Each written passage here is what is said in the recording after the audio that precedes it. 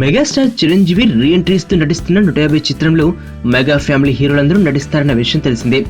ఇప్పటికే రామ్ చరణ్ తాను ఒక పాటలో కనిపిస్తానని కన్ఫర్మేషన్ ఇచ్చాడు. సాయిధరమ్ తేజ్, అల్లు అర్జున్లు కూడా ఏదో ఒక సన్నివేశంలో కనిపించేందుకు వీళ్ళూరుతున్నారు.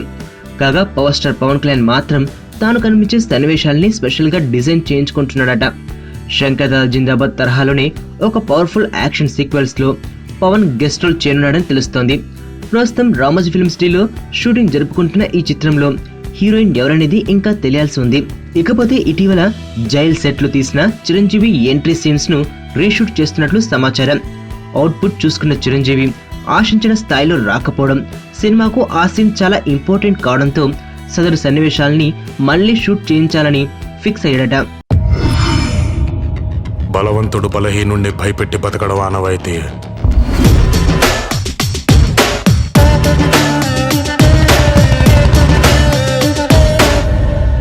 బట్ ఫర్ అ చేంజ్, ఆ బలహీనుడి పక్కన కూడా ఒక బలం ఉంది.